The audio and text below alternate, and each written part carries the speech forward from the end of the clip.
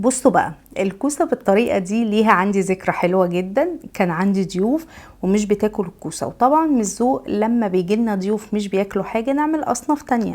انا فعلا عملت اصناف تانية، لكن برضو عملت الكوسة بالطريقة دي، وصدقوني وبأمانة ده اول طبق اتنسف على السفرة. تعالوا اوريكم عملته ازاي.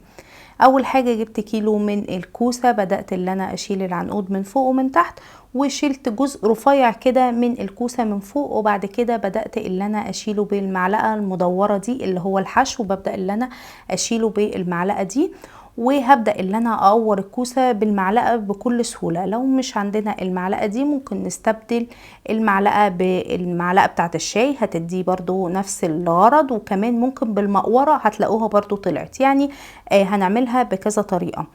وكمان هنا السمك بتاع الكوسة لو حابينه عريض شوية او رفيع، ده طبعا على حسب ما انتوا حابين. انا بحب الكوسة تبقى متوسطة شوية، يعني يبقى لها لحم كده في الكوسة، ما تبقاش فاضية كلها. وبعد كده هخلص الكمية كلها وبغسلها وبصفيها من اي مية. وبعد كده ما خلصت الكمية كلها بجيب صينية عندي، وبعد كده ببدأ اللي انا ارش عليها زيت، وببدأ اللي انا ارص الكوسة بتاعتي.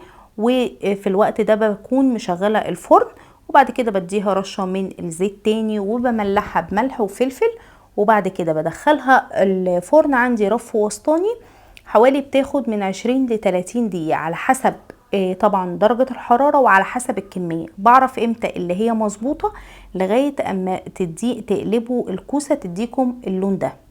معنى كده ان خلاص الكوسة بتاعتنا كده تمام، وهتبقى النتيجة بتاعتها كويسة. ما ينفعش اكتر من كده، لان كده هتبقى مهرية معانا، ولو اقل من كده هتلاقوها نية.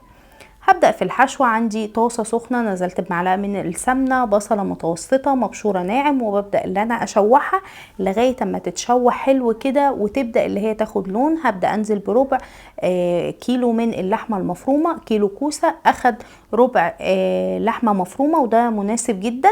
بعد كده بنزل بالتوابل اللي عندي ملح وفلفل ورشة من جوز الطيب، مش اكتر من كده. انا عايزة احس بطعم كل حاجة لوحدها، مش عايزة احس بطعم توابل.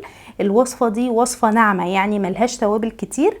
وبعد كده ضفت معلقة من الصلصة وهقلبها كويس. وطبعا ضفت بدل صلصة رشة من السكر عشان تعادل الحموضة اللي بتبقى في الصلصة. ضفت ربع كوباية من المية وقلبت كده وبسيبها لغاية ما بتشرب المية، وبتبقى كده الحشوة جاهزة معانا. للبشاميل ضفت معلقة من السمنة او الزبدة او الزيت على حسب ما حابين، وكمان ضفت معلقة من الدقيق. هبدأ ان انا اشوح الدقيق كويس، انا مش عايزة اكل دقيق، لازم نشوح الدقيق كويس. وبعد كده ضفت مكعب من المرقة، هقلبهم كويس جدا. انا ما بستعملش ملح خالص، انا بستعمل مرقة بس، وطبعا الكمية تعتبر صغيرة. ضفت كوبايتين وربع لكوبايتين ونص على حسب ما يدينا التيست اللي احنا عايزينه. ضفت رشة من جوز الطيب، وهبدأ اللي انا اقلب كده لغاية اما اوصل لبشاميل ناعم، يبقى زي ما انتوا شايفين كريمي كده. يعني هو انا مش عايزاه تقيل خالص، انا عايزاه كده عشان يسوي الكوسة صح. هبدأ على طول في الصينية طبعا اللي هدخلها الفرن واللي هقدم فيها. بضيف كده طبقة من البشاميل، وبعد كده ببدأ اللي انا ارص الكوسة بتاعتي اللي هي تعتبر مستوية نص تسوية. وهبدأ اللي انا اضيف الحشوة بتاعت اللحمة المفرومة. لو في ناس مش بتحب اللحمة المفرومة ممكن نستبدلها بصدور فراخ، برضو بتدينا طعم حلو. وساعات انا بعملها بكمان النسير، لو عندي نسير فراخ او بواقي لحمة برضو بعملها بتبقى حلوة جدا. وطبعا بغطيها بالبشاميل، بس هنا يعني النجم بتاعنا البشاميل، فنحاول نكتر البشاميل شوية. وبرضو في الخطوة دي لازم اكون مشغلة الفرن، لاني عايزة ادخلها على فرن تكون سخنة. وبعد كده بضيف الموتزاريلا من فوق. هنا كان عندي اللي هي قطعة واحدة فقطعتها كده على قد الكوسة.